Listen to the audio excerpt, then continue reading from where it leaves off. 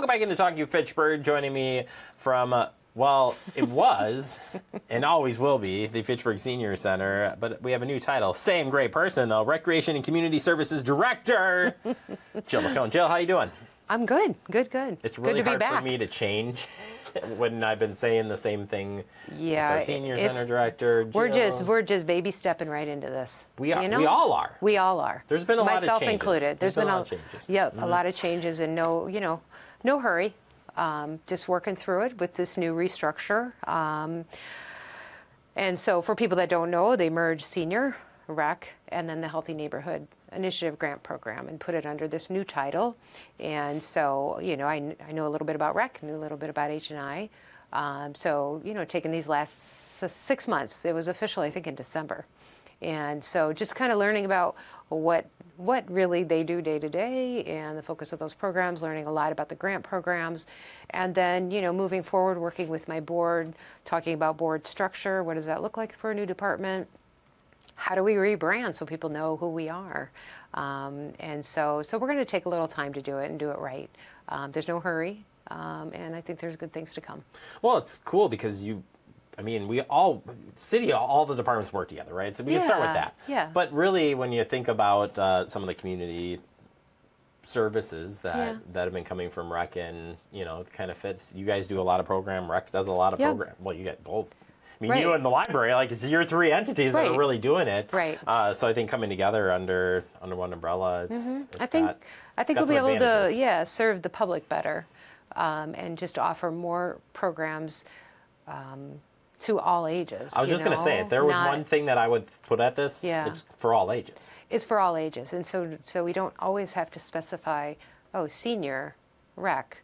It's, and I've said this to other people, urban line dancing that we have in the evenings was a perfect example.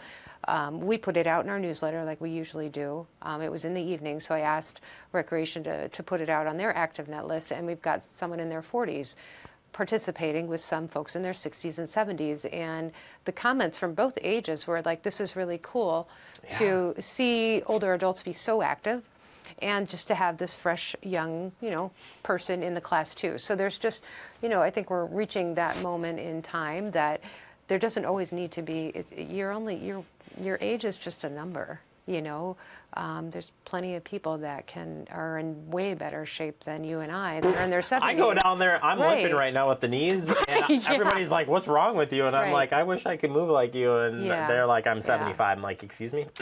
Yeah. It's pretty incredible. Yeah. So anyway, that's kind of a vision that I think would work well in this community too, bringing people together. We don't have the school system, so let's just start bringing some of these ages together in different ways. And we've talked about this for forever. Many years. Yep. So it's been coming. I would say it's been coming in some I think form. So So with that being said, put on your senior center cap. And it's hard to walk out of such a role. I mean, Dave's doing a great job of stepping up, the assistant director.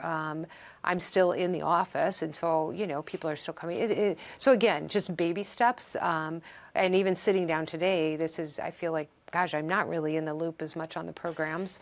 We're going to learn together then. We got a lot going on this month. We do. Well, like you said, more programs to come, and I think maybe eventually you see it under one roof, and that'd be the ultimate goal. So exactly. It's going to be good. Yeah. Exciting. I think a perfect example is this Medicare 101. Because, our newsletter might not reach a lot of people that are starting to get ready to retire because they don't consider themselves seniors. This is such valuable information to understand what Medicare what Medicare's Part A and B do, what is Medigap insurance, what's Medicare Advantage. You see all these commercials on TV. So maybe as we're moving forward, this is the kind of stuff that a cross-market newsletter that's going to hit all ages, people are going to see. So somebody who is like 64, didn't even know a senior center existed, has been involved with rec, is going to see this program and know that certainly they should be there to learn more about it. So anyway, Medicare 101. Look at her tie it together. But it's all coming together. Oh, this is perfect. July 13th at 10:30. Open to anyone who's getting ready to retire. I said I'm not retiring anytime soon, so I'll join you on the next one. Yeah, for by the sure. time you retire, all these laws and they'll be all changed. Yeah, they'll be past C and on to Yeah. EFG. Anyway, we have Lunch and Learn is back as well, Yeah. but we're shifting back a week. So, Yeah, you know, yeah. if you're used to its regular scheduled days, it's still going to be on Wednesdays, but just Yep. move it back a little bit. So July 8th, and as you know, Janice Hughes, Commission on Aging well member, this is her brainchild, her program, and it's gosh, it's got to be going in its third year. And so she's bringing in speakers twice a month. So July 8th at noon is Jackie Fault, Director of Call for Action from WIC TV. So It's a good one. Yeah. Talk about identity, protecting your identity, shopping online, all kinds of good stuff. And then July 22nd, our very own Mike Zimmerman, Community and Economic Development Coordinator, will be there talking for a long time, I bet. Mike has a lot to say, super interesting. I always learn something from Mike. And then after an hour, I'm like, you need to stop talking because we have a program coming up. But I love having Mike, and people really enjoy him as well. So you can come and see what's going on, what's building, what's that building, what's the city doing. So that is July 22nd at 1, or 12. 12. At 1. 12. I cut him off at 1. You cut them off at 1. All right, fantastic. Yep, if you can't make it, we record those and rebroadcast them Yes, here on thank you. Fact TV as well. So Yeah. you can definitely check that out. Two great speakers here. Yep. And the lineup this year, I mean, I would, if you haven't, you missed, I mean, it's already been a killer lineup for 2026. I know. So I would encourage you to go back and check it out.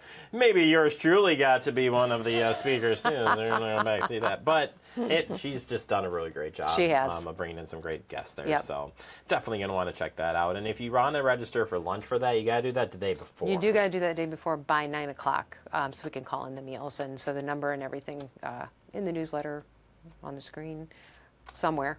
It's on the screen right now. Thank you. All right, we move on to a couple of Spanish groups going on. First off, we have a new Spanish group that's getting together and having a chat. Yeah, a gentleman had come by several months ago, and just asked if we had a group. He was trying to learn. He knows a little Spanish and just wanted some conversation with others. And so we had this other wonderful man that had volunteered and done some bilingual bingo. So we reached out to him and said, hey, will you coordinate this group? And I think they kicked it off last month. And we had almost a dozen people show up. And so it's not for beginners. Like, I don't really know Spanish. It's kind of people that can converse in Spanish, but really could use some practice. And so what Tim does is he kind of breaks them up into little groups, and they have topics and they converse, and then they switch, because you can learn, from everybody in the way that they speak. So that's the second and fourth Thursday at 1:30 in the library there, but maybe a bigger room soon because there are so many people. So it's really cool. It's growing fast. It's growing fast, and the beauty of it is we just have to advertise it. And Tim, our volunteer, does all the work, and that's just a lot of what we do in Well, here. if it's taking off too, I mean that. Yeah, the there was a demand is there, need. right? So People it's want to learn. Pretty cool. Yeah. And then if you are interested as well, we have our In Hands Bilingual Music and Memory Program, another yeah. partnership with the library and Yep. Senior Center. Yep. It's on a Saturday though. It's on a Saturday. What are we doing? Thanks to Minda, and because I'm not in the loop as much as I was, I'm not sure who's doing it, if it's Minda or another organization, but it's talking about all the old-time rotary phone and typewriters and record players, the way that we used to communicate, old cameras and stuff. So they have a lot of hands-on things to kind of reminisce. And then they're also doing it in, it's bilingual as well. So very cool, open to anybody, Saturday, July 25th from 10 to 11 at the library. Yeah, I'm looking at some of the images on there. Are they all familiar to you? Yeah, well, Yeah, I me too. see like a radio. You Yeah. got the record player, typewriter, Yeah. dial phone. I had Black and white photos. the dial phone. We had one in our house. I'm We not did kidding you. too. Like, I had a party line. you had a party?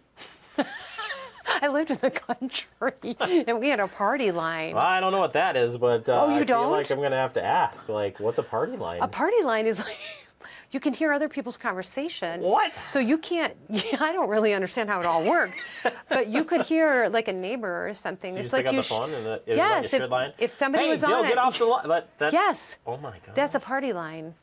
Wow. Okay. Well, maybe I'm going to go to this, too, so I can learn more about this technology. I'm certain. I don't know if I'm defining it exactly, but I know we could, if you picked up the receiver really quietly and they couldn't hear you pick it up, you could listen to other people's conversations. There was not, I grew up in Crumbstown, Indiana. There wasn't a lot going on. So thank God we had a party line that we could just listen into Mr. Duronik's conversations next door. Who was 80 pounds. So there's a party line like slang for like snooping and yes, you know, like just normal conversation. It's not like a party. Gosh. It's not like, oh, everybody's on. I know, it sounded like party line, like, no. Hey, how's it going? We're having a party. You're just literally creeping in on people's, it's like Facebook and like creeping on pages or whatever people do. Oh my gosh. Like I don't do that, but it was creeping on their phone calls. That was a party line. I learned something today. I've learned a lot of things You know, today. let's fact check this when we leave. Turns out it isn't called party line, it's called snooping. Sometimes I make things up. Okay, well, on that note, Jill, always a pleasure having you on board. Recreation and Community Services Director for Fitchburg. If you got any questions on any of the changes, certainly you're open to having a conversation. Yeah. The Commission on Aging is working through some of this as well, kind of defining future. There's just a lot of things going on. There's a lot going on. We'll keep you updated on stuff, but what isn't changing is the great programming, the great resources, and we're at great staff, so we're doing good. Thank you. Thanks for all your support. Thank you, and keep up the good work, and stay off the party line, okay? Thanks. Thanks. Turns out it isn't called party line, it's called snooping. But, Thanks. Thanks. Thanks.